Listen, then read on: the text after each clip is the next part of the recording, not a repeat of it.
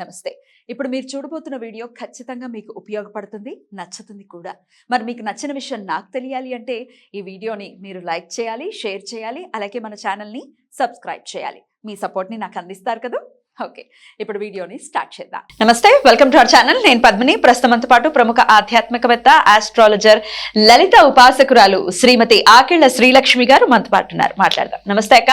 నమస్తే అక్క, తులసి విషయంలో అనేక రకమైన సందేహాలు ఉంటాయి అక్క. తులసి చాలా మందికి తెలిసిన విషయమే. ఆడవాళ్ళు తులసిని కొయ్యకూడదు, ఇంట్లో మగవారు మాత్రమే కొయ్యాలి. ఆడవాళ్ళు ఒకవేళ అర్చన చేసుకోవాలంటే మగవారిని కోసి ఇవ్వండి అని అంటూ ఉంటారు. ఒకవేళ తులసి కోటలో పూజలు అందుకుంటున్న తులసితో అయితే ఇంకా పవిత్రంగా ఖచ్చితంగా ఉండాలి అని చెప్తూ ఉంటారు. సో ఈ తులసి విషయంలో కొన్ని సందేహాలు ఉన్నాయి కాబట్టి ఈరోజు తులసి గురించి ఒకసారి మాట్లాడుకుందాం. అలాగే కోట ఎక్కడ ఉండాలి, తులసి కోట, అలాగే దీపాలు కూడా చాలా దగ్గరగా పెట్టేస్తూ ఉంటారు, వేడి తట్టుకోలేదు కదా మరి తులసి మాత. ఇట్లా రకరకాలు ఇవన్నీ ఇప్పుడు మాట్లాడుకుందాం. తప్పకుండా చెప్పండి అక్క. ఇప్పుడు తులసి ఆడవాళ్ళు కొయ్యకూడదు అంటే కొయ్యకూడదు అనేమీ లేదు. అయితే మనం అవునా కొయ్యవచ్చు. అయితే ఎలా అంటే దానికి చెప్తాను. ఇప్పుడు సహజంగా దళాలు కోయడానికి తప్పు లేదు. స్త్రీలు ఏవైతే పైన మనకి విత్తనాలు వస్తాయో ఆ విత్తనాలు కొయ్యకూడదు స్త్రీలు ముఖ్యంగా. అది మాత్రం మగవాళ్లే కొయ్యాలి.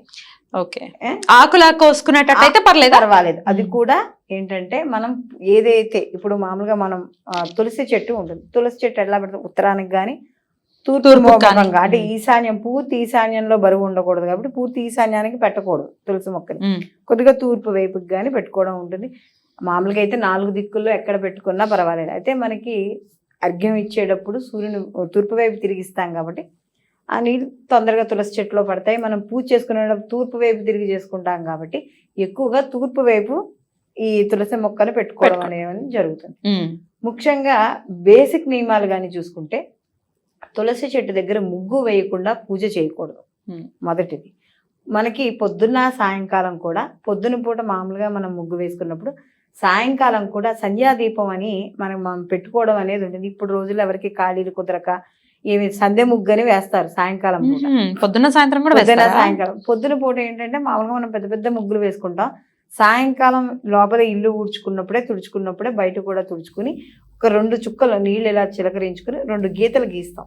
అక్కడ కూడా సంధ్య ముగ్గని వేస్తాం మనం. ఆ సంధ్య ముగ్గు తులసి చెట్టు దగ్గర కూడా వేయాలి. వేసి పొద్దున ఎలా దీపం పెడతామో తులసి చెట్టు దగ్గర సాయంకాలం కూడా దీపం అలాగే పెట్టాలి. ముగ్గు కూడా అలాగే ఉండాలి.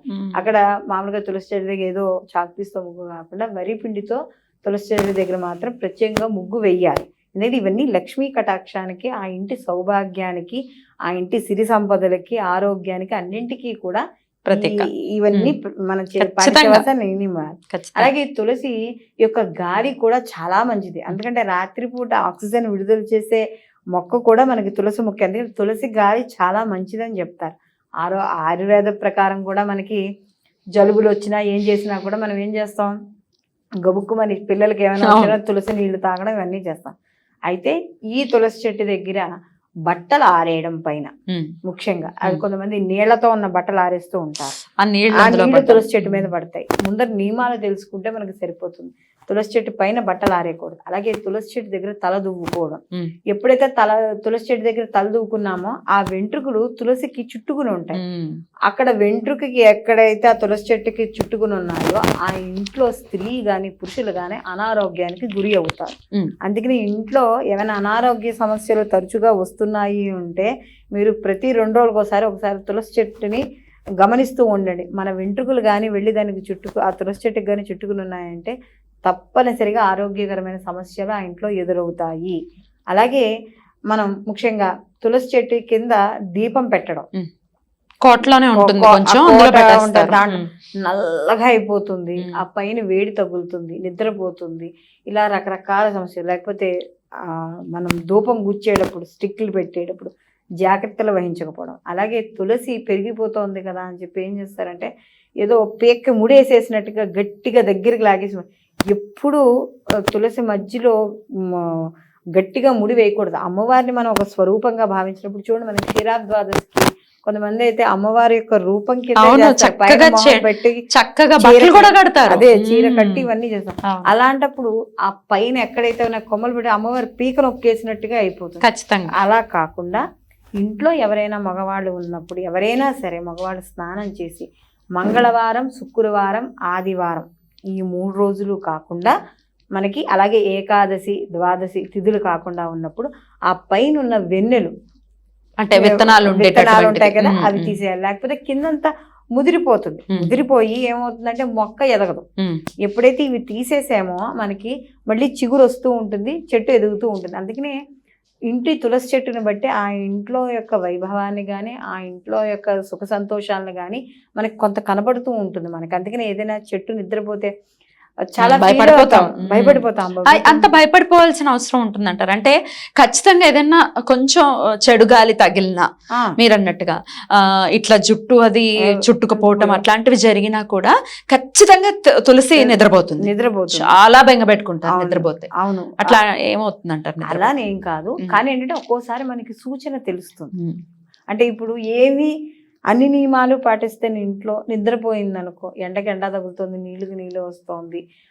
ఒక్కోసారి ఏమవుతుందంటే వర్షాకాలం నీళ్లు ఎక్కువైపోయినా కూడా చుట్టూ కుళ్ళిపోతుంది. దానికి దీంతో సంబంధం ఏమి ఉండదు. అయితే కొంత వరకు దాన్ని మనం సెంటిమెంట్గా తీసుకోవాలి, కానీ అన్ని వేళలా పనికిరాదు. ఎందుకంటే ఇప్పుడు వేసవకాలం ఉంది, ఇప్పుడున్న ఎండలకి నిజంగా మనుషులే నిద్రపోతున్నారు. పొద్దున్న సాయంకాలం నీళ్లు పోసినా కూడా చెట్టు నిద్రపోతున్నట్టుగానే అయిపోతుంది. అయితే దానికి పాటించవలసిన నియమాలు అంటే మైలుగాలు కానీ ఏదైనా ఇబ్బందులు వచ్చిన ఆడవాళ్ళు కానీ అక్కడికి వెళ్ళకపోవడం, ఏ చేతితో పెడితే ఆ చేతితో తులసి చెట్టుని కోసేయడం కొమ్మల్ని. అలాగే ముఖ్యంగా పూజ చేసేటప్పుడు ఏదైతే మనం నిత్యం పూజ చేస్తున్నామో ఆ తులసి చెట్టు యొక్క దళాలు కొయ్యడానికి వీలు. మనం విడిగా ఏదైనా మీరు విడిగా పెంచుకొని అక్కడ ఆ దళాలు కొయ్యొచ్చు. అలాగే అవి కూడా మనకి చెప్పే నియమం ఏంటంటే ఇందాక మనం చెప్పుకున్నట్టుగా పౌర్ణమికి అలాగే శుక్ర మంగళవారాలు ఇలాంటి ఏకాదశి, ద్వాదశి తిథుల్లోనూ వాటిల్లోనూ కొయ్యకూడదు. అయితే ఒకవేళ స్త్రీలు కొయ్యొచ్చా అని ఇందాక అడిగారు మీరు. స్త్రీలు కొయ్యొచ్చు, తప్పు లేదు. కానీ ఏంటంటే ఎందుకోసం కోస్తున్నామో తెలుసుకోవాలి.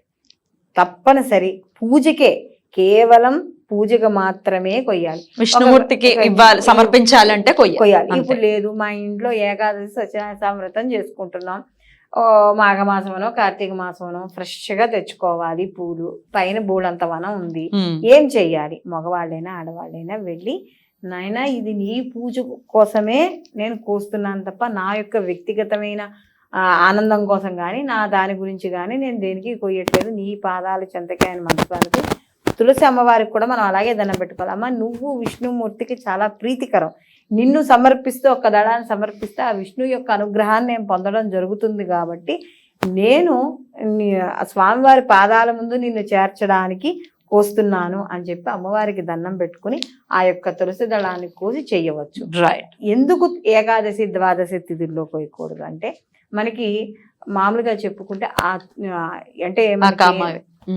నిషిద్ధమైన రోజులు అంటే ఏదైతే కొయ్యకూడదో అప్పుడు కోసినట్టయితే దాని పాపం ఎలా వస్తుందంటే మన విష్ణు యొక్క శిరస్సును తుంచినంత పాపం వస్తుంది. అందు గురించి ఎప్పుడు పడితే అప్పుడు దానికి సమయం సందర్భం లేకుండా దాన్ని చెయ్యకూడదు అని చెప్తారు. కాబట్టి తులసి చెట్టుని ఎప్పుడు శుభ్రంగా ఉంచుకోవాలి. అక్కడ మనం వరిపిండితో ముగ్గులు వేసుకోవడం, పసుపు కుంకాలతో అలంకరించుకోవడం, పొద్దున్నే ప్రతి స్త్రీ కూడా తులసి చెట్టులో నీళ్లు పోసి ఆ తులసికి పసుపు, కుంకం, పువ్వులు అర్పించడం, ఇవన్నీ చేయడం ద్వారా ఆ ఇంట్లో లక్ష్మీ కటాక్షం కలుగుతుంది అని చెప్పడానికి ఈ నియమాలన్నీ మనం పాటించుకోవాలి. చాలా చక్కగా వివరించారక్క. Thank you so much. నమస్తే. నమస్తే.